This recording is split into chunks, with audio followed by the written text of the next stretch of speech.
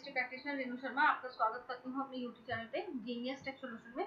Friends, आज हम इस वीडियो में देखने वाले हैं जीएसटी से रिलेटेड जो भी बजट में हमारे चेंजेस आए हैं। कल मैंने वीडियो बनाया था सेक्शन 74A पे, जो मोस्ट इम्पॉर्टेंट जो है हमारा सेक्शन को इंसर्ट किया गया है, वो हमने कल डिस्कस किया। आज हम इस वीडियो में डिस्कस करने वाले हैं जो रिमेनिंग अमेंडमेंट जो आई हैं सेक्शंस के अंदर, वो हम देखने वाले हैं। तो वीडियो थोड़ी लंबी होने वाली है, डिटेल बने रहिए वीडियो के अंत तक। पढ़ते हैं चेंजेस, जो नेक्स्ट चेंजेस हमारा लाया गया है। देखिए, सेक्शन 9 में चेंज लाया गया है। फाइनेंस एक्ट का सेक्शन 110 है, बात करता है सेक्शन 9 ऑफ सीजीएसटी एक्ट की, जिसमें सेक्शन 9 क्या है हमारा? सेक्शन 9 बात करता है लेवी ऑफ टैक्सेस की, किसके ऊपर, किन ऐसी सप्लाईज है जिसके ऊपर टैक्स लेवी किया जाए। तो इनके अंदर कुछ वर्ड को इंसर्ट किया गया है। देखिए, इन सेक्शन 9 के सेक्शन वर्ड में 1 में after the word alcoholic liquor for human consumption the word and undenatured extra neutral alcohol or rectified spirit used for manufacturing of alcohol liquor for human consumption shall be inserted। ये insert कर दिया गया है section 9 के अंदर, section 9 के section 1 में। Next change जो है, अमेंडमेंट हुआ है सेक्शन 10 में। सेक्शन 10 बात करता है हमारे कंपोजिशन स्कीम की। इसके अंदर भी जो है हमारा सेक्शन 74A को इंसर्ट किया गया है। देखिए यहाँ पर सेक्शन 10 के सेक्शन 5 में सेक्शन 73, सेक्शन 74 के बाद जो है वर्ड को इंसर्ट किया गया सेक्शन 74A। नेक्स्ट जो चेंज आया है, नया सेक्शन को इंसर्ट किया गया है आफ्टर सेक्शन 11। सेक्शन 11 हमारी बात करता है एग्जेप्शंस के बारे में। सेक्शन 11A को लाया गया है, जिसमें पावर दी गई है, power not to cover the goods और सर्विसेज टैक्स नॉट लेवाइड और short levied as a result of general practice.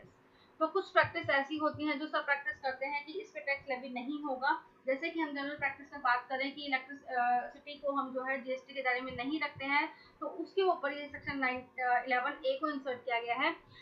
Notwithstanding anything contained in this act, if the government is satisfied that a practice was or in general prevalent regarding levy of central tax, including non-levy therefore or any other goods services or both। तो इसमें क्या add कर दिया इन्होंने, subsection B clause B में, such supply were are liable to central tax in cases where according to the sad practice central tax was not or in not being levied or a higher amount of central tax what was or being levied according in the sad practice। तो इसको add कर दिया गया है। Proviso भी add किया है, government अपने हाथ में पावर्स रखती है। The government may, on the recommendation of the council, by notification in the official gazette, direct that the whole of the central tax payable on such supply, or as the case may be, the central tax in excess of that payable on such supply, but the said practice shall not be required to be paid in respect of supply on which the central tax was not or not being levied or was not being short levied according in the said practice।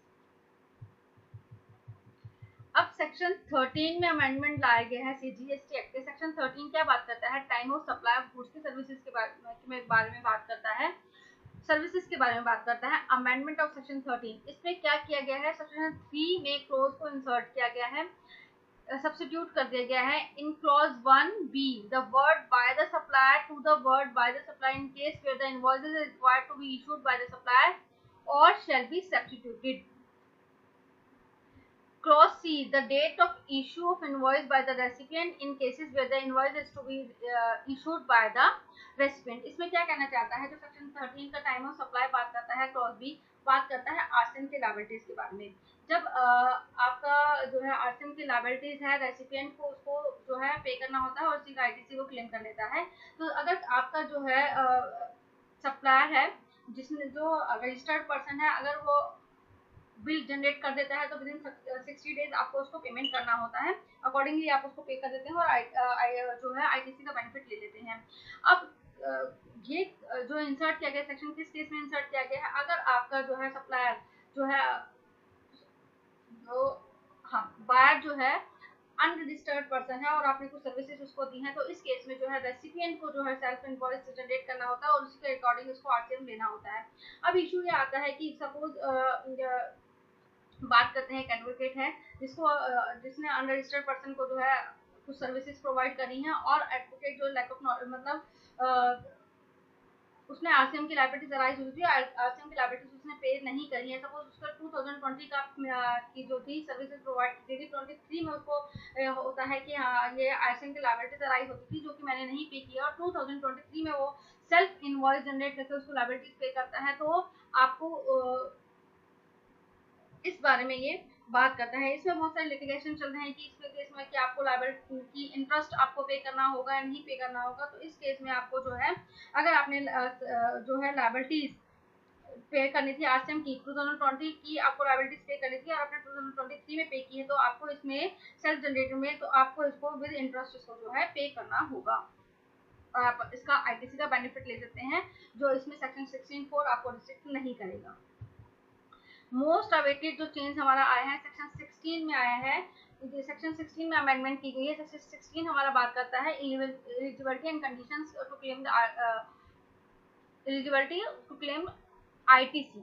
इसमें section 5 को insert किया गया है, close 4 के बाद 5 और 6 को insert किया गया है। क्लोज 4 तक सेक्शन 4 तक ही थे, अब 5 और 6 को इंसर्ट कर दिया गया है। इसमें क्या कहा गया है, notwithstanding anything contained in subsection 4 in respect of invoice or debit note or supply of goods or services or both pertaining to the financial year 2017-18, 18-19, 19-20, 2020-21, the registered person shall be entitled to take input tax credit in return under section 39 which is filed up to 30th day of November 2021। यानी कि ये हमारा 53rd district council में आया था। बहुत सारे judgement में भी इन्होंने कहा था कि जो है आईटीसी क्लेम हम 30 नवंबर तक कर सकते हैं, कि बहुत सारे नोटिस जो आ रहे हैं उसमें कहा गया है कि आपने जो फाइनेंशियल ईयर 2017, 18, 18, 19 और 19, 20 का जो आईटीसी क्लेम किया है वो आपने कट ऑफ डेट के बाद जो है आईटीसी क्लेम किया है, तो उनके लिए बहुत ही ये वेलकम चेंज जो है लाया गया है। तो अब ये सेक्शन में ही सेक्शन 5 को इंसर्ट करते हैं सेक्शन 16 में, जिसमें कहा गया है कि आप 30 नवंबर तक आईटीसी क्लेम कर सकते हैं। और सेक्शन 16 में क्या कहा गया है, section 16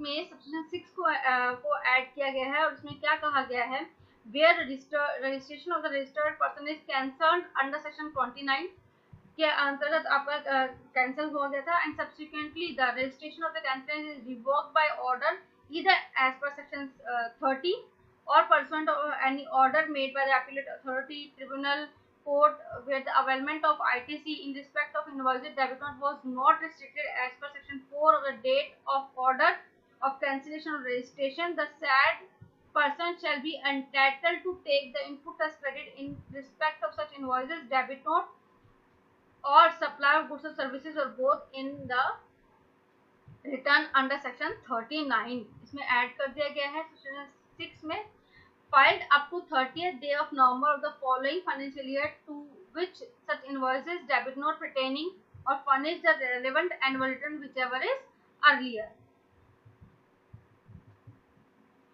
For the period from the date of cancellation of the registration of the effective date of cancellation of registration as the case may be till the date of order revocation registration cancellation of registration where such return is filed within 30 days from the date of order of revocation of the cancellation order, cancellation of registration। बहुत सारे जो है हमारे पास notice जो आए हैं वो इस केस में आए कि आपने जो है कैंसिलेशन आपका रजिस्ट्रेशन हो चुका था तो आपने टाइम लिमिट के बाद जो है अपनी रिटर्न डाली है तो आप एलिजिबल नहीं हैं।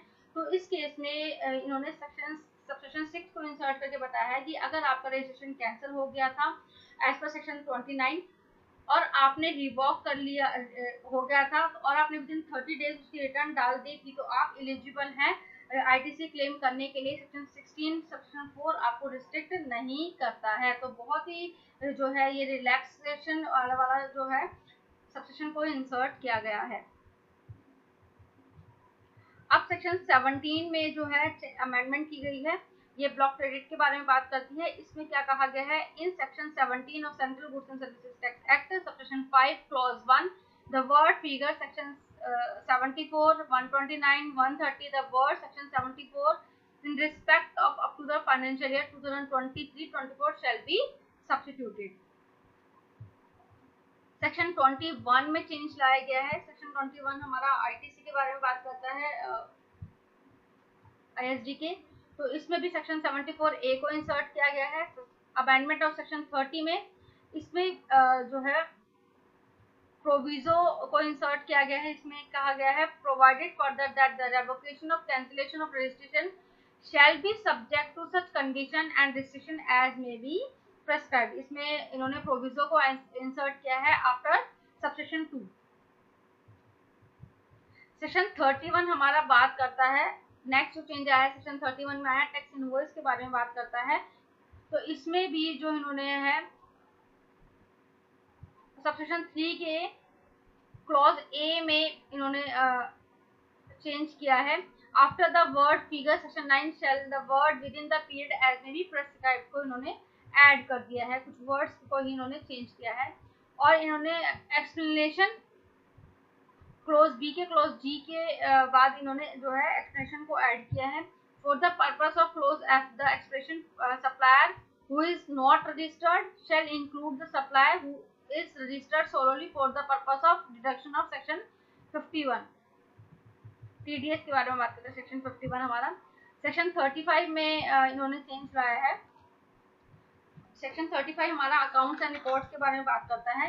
इसमें सेक्शन 74 ए को इंसर्ट किया गया है।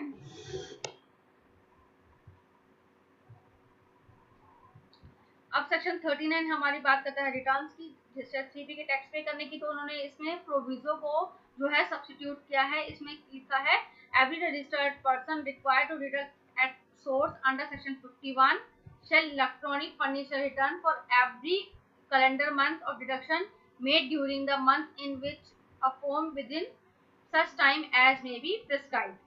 यानी कि उनको अपनी मंथली रिटर्न डालना है, चाहे सप्लाईज हो या ना हो, provided that the said registered person shall furnish a return for every calendar month which whether or not any deduction have been made during the said month। Section 49 हमारा payment के बारे में बात करता है, पेमेंट ऑफ टैक्सेस में। इसमें भी सेक्शन 74 ए को इंसर्ट किया गया है। फ्रेंड्स, मैंने सेक्शन 17(4) ए पे डिटेल वीडियो बनाई है, जो कि मैं आई बटन पर लिंक कर दूंगी, प्लीज आप उसको जरूर देखिएगा। और कोई भी डाउट हो तो कमेंट सेक्शन में जरूर पूछिएगा। सेक्शन 51 हमारे टीडीएस के बारे में बात करता है। उससे भी सेक्शन 74 ए को इंसर्ट किया गया है। अमेंडमेंट ऑफ सेक्शन 54, सेक्शन 54 हमारा रिफंड के बारे में बात करता है। इसमें जो है चेंज लाया गया है।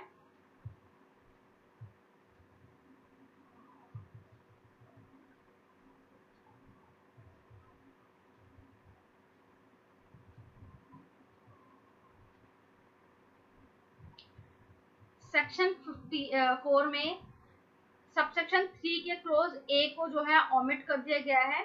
और इसमें क्लॉज 14 में एक्सप्लेनेशन को जो है नया इंसर्ट किया गया है, जिसमें कहा गया है notwithstanding anything contained in this section no refund और unutilised input tax credit on amount account of zero rated supply of goods और integrated tax paid on zero rated supply of goods shall be allowed where zero rated supply of goods subject to export duty। Next जो section 61 हमारा scrutiny of returns के बारे में बात करता है। 62 हमारा बात करता है असेसमेंट की।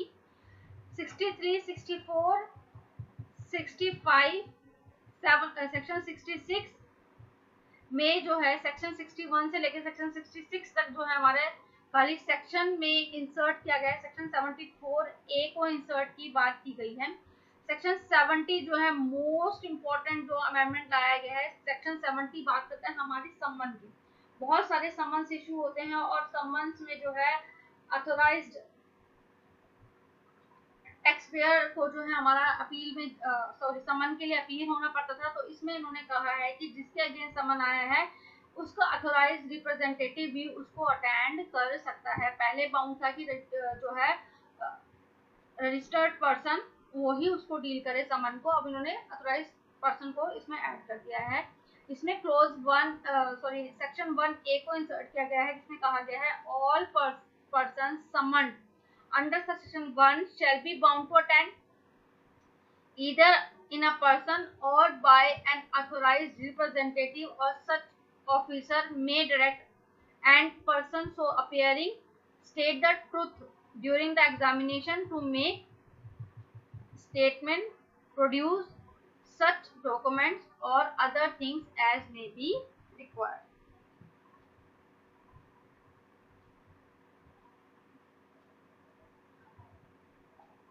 आई फ्रेंड, जो भी चेंजेस हम लोग डिस्कस कर रहे हैं आपको समझ में आ रहे होंगे। अगर कोई डाउट है तो प्लीज कमेंट सेक्शन में जरूर पूछिएगा।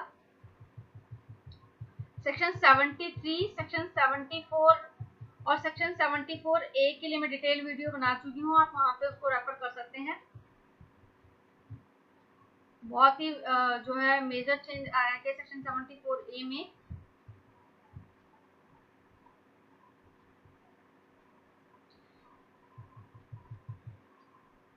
सेक्शन 75 में अमेंडमेंट लाया गया है।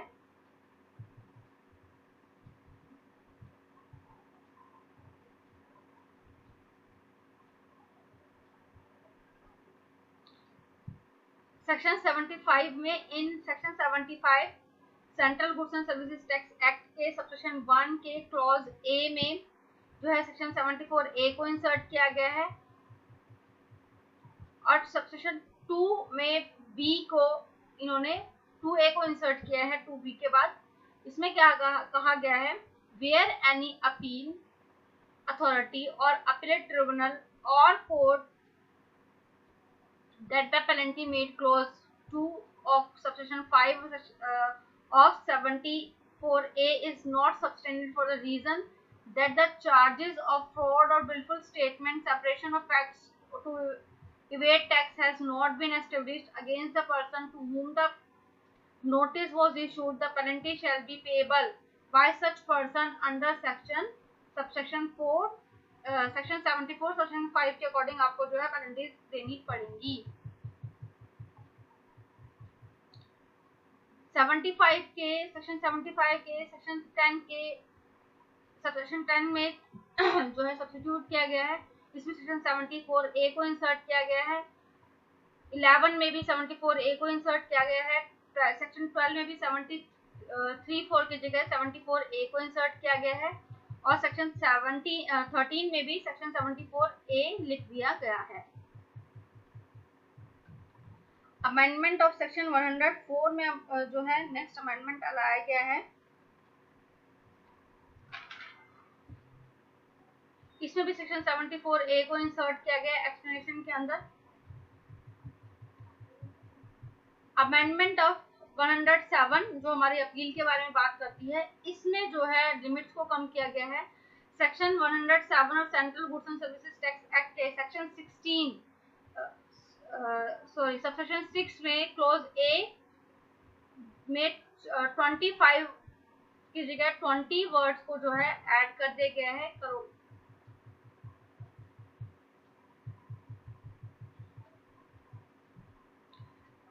अमेंडमेंट ऑफ सेक्शन 109 जो भी अगेन अपील के बारे में बात करता है। इन सेक्शन 109 में भी जो है इन्होंने वर्ड को इंसर्ट किया है। In subsection word the revision authority the word और कंडक्टिंग एग्जामिनेशन और adjudicating the case referred in section 2 of section 171 if so notified under subsection 1 shall be inserted. इन्होंने खाली इनमें वर्ड्स को ही जो है चेंज किया है।